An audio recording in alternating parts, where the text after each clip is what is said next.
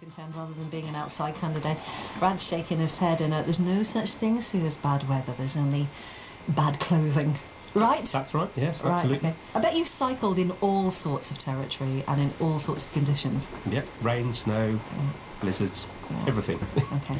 So. And in cycling terms, there's no such thing as the wrong kind of bike, it's the right kind of tyres, I suppose. Yeah. I mean, you'd be surprised how many different bikes you can use to do any of the cycling you do. I mean, obviously, the better condition your bike, the better you're going to be on the road, but you can do it on one of your old second-hand bikes as well, as long as you know what speed you're doing and you're careful and look and do the right road positions all the time. Your message is, don't be put off by a little bit of rain. Absolutely. Don't be put off by a little bit of rain. You know, all these modern high-tech fabrics we have, I mean, it's literally water off a duck's back, isn't it? Yeah, or like I am right now, in shorts. My skin is waterproof. Yeah, true, yeah. And as I say to novice runners, what's the worst that can happen? You'll get wet and then you'll get dry again. There you go. When you get home, it's brilliant. Yeah. Radwagon, quite a number of folk across Cambridgeshire will know you. The man behind the bunting idea for the Tour de France, of course. You and dozens of other people who all put a great effort into that celebration in the city. But you teach cycling and cycling ability, bike ability. That's right, yes. I teach bikeability through a local organisation who are growing quite rapidly. They cover Cambridgeshire now and are going into Bedfordshire, Northamptonshire and Suffolk as well, and Lincolnshire, of course. And yes, I teach around Cambridgeshire, so this week I happen to be teaching in a school in Cambridgeshire, but last week I was out in North Cambridgeshire and the week before in South Cambridgeshire, so lots of chances to get out and teach kids just what to do when you're on the road, how to deal with other traffic. How to be confident. It's confidence, that's actually one of the key things, and we've got several different things we think about: confidence, priority, road position, looking, all these kind of things are really, really important when you're teaching cycle training, and for any cyclist going about, in fact. And outspoken do it not just for children, they do it also for adults that want to go along. You were telling me off the air, because I contended that I'm still quite new to this, Lark, and I'm not that confident on busy roads. I'm just slightly wary of what other people are doing and what other drivers particularly are doing. It's given me some perspective now as a driver, interestingly. Getting on a bike more, I think, has the ability to make you a slightly better driver, because you become so much more aware of the kind of space that a cyclist needs.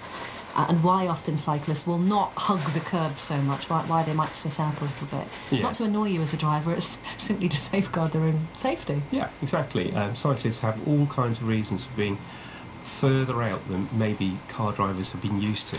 Our old cycle proficiency training didn't really teach us this, but the new bikeability, which is, well, new, 15 years at least, has really shown that you stay well out from the curb, because that's the safest place to be. That's where you're seen.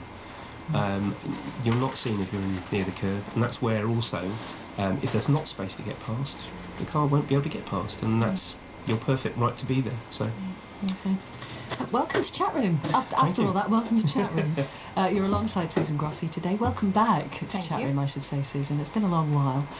Susan writes the Susan in the City column for the Cambridge News, and as though to find common ground between the two of you, she's regularly to be found on board a tandem. Yes, my husband and I are very keen tandemists. It's a way of levelling out differing, I was going to say ability. I'm perfectly capable as a cyclist, but I'm rather lazy as a cyclist, so it's a way for him to put in 60% of the effort and me to put in 40%. And the best thing about being on the back of a tandem is that you can read and eat chocolate and gaze over people's fences into gardens. It's most attractive as a sport. Okay. And do you do that thing where you sit there and you kind of pedal half-heartedly? Going up hills. Yes. And he's putting in the effort. Yeah. Thinking, I'm finding this a little bit hard today. Right. Just kind of, No, it's my little fantasy. I used to think I could just sort of perhaps even take my feet out of the pedals and put them up on the handlebar and he wouldn't notice, but he can actually tell. And you don't do it on a sunny day because you can see the shadow. Oh, right, you can be found out, can you? Quite easily. Yes. So, in terms of balance, how does it work?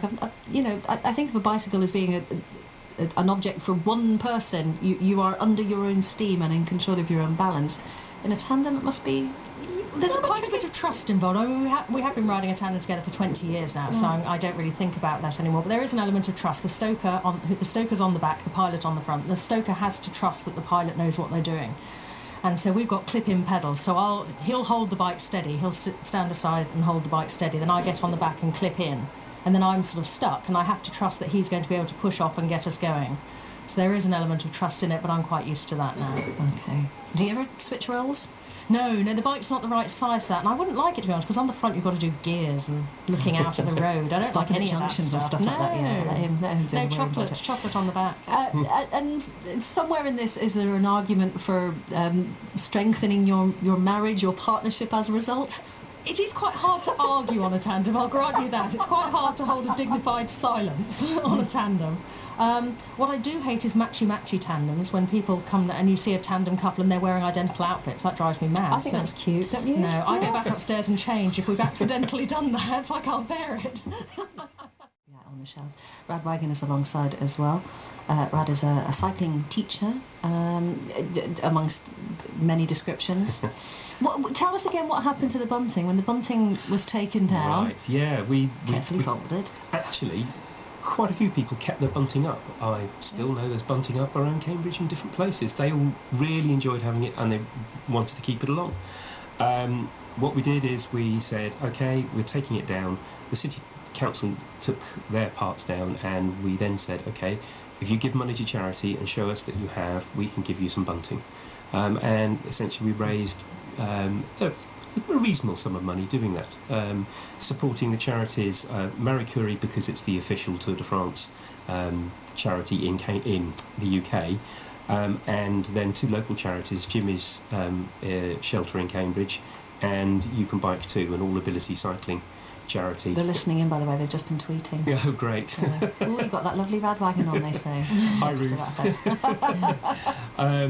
Yeah, and trying to support them in getting everybody of all different types and different sizes on bikes, because or bikes of all different sizes, not just 2 wheels. You can have bikes of different types, and just get people moving under their own steam and realising that that's a really good way of getting around. Bit of pedal power. Indeed. In whatever shape or form it happens. This is Rad, who's alongside on BBC Radio Cambridgeshire. There was I don't know whether you stumbled across this, you most probably did. I'm sure someone has clicked on the link and forwarded it to you. A really unkind BuzzFeed article that compared Cambridgeshire and Yorkshire's hosting of the Tour de France in very unkind terms. I have to say, Yorkshire pretty much did it better than we did. I did go to Yorkshire. I was there for the weekend. Well, before. They had the grand depart, didn't they? They did have quite a bit of money that we didn't have, but also they were. I mean, I celebrated with them. It was a fantastic weekend up there. They had bikes everywhere. They had bikes hanging out of shops. Yorkshire fell in love with the whole idea, and it was really, really fantastic to see. And I don't see that as something to be competitive over. I think it's something to cooperate over and enjoy. I mean, the idea of the knitted bunting came from Yorkshire. I'm quite happy to say that. Or maybe Cambridgeshire can just do the cycling. Yeah, we get it. We were there already. Yeah. We do have the highest rate of cycling in the country, so we're kind of good at that already. Anyway, that was then, and this is now. I know a number of local competitors were taking part in the Box Hill Sportive at the weekend. I don't know if any of your friends were doing that. I have to say probably not. My friends probably not so much. I think it was a Chris Hoy thing. Yeah, no, I'm not quite. No. Much more of my people, much more likely to be going, well, where should we go for Sunday lunch? Oh, let's go to that pub down there. Yeah, that's where to do. It's a purposeful cycle, yes, right? Yeah, that's right. Or let's go out for a ride, and we'll end up at a pub somewhere, or a cafe, or something. Is your cycling, Susan? Is your cycling entirely recreational? Do you ever do events? Oh no, never. No, never. No. But as you say, purposeful. I mean, we go out on a Sunday, and it's always to a cafe for a nice big fry-up. I mean, that's the point of having cycling, is you can then eat more. Absolutely. I think it's a real benefit, an undersold benefit The of fry-up, cycling. the coffee, the cake, whatever floats your boat, is inherently part of a long Sunday morning cycle anyway, isn't it? Absolutely. Yeah. So it's in the rules somewhere. Yeah, I'm sure it's in the UCI rules thou that shalt after have cake. Thou shalt eat cake. Yes. Possibly at more than one stop as well.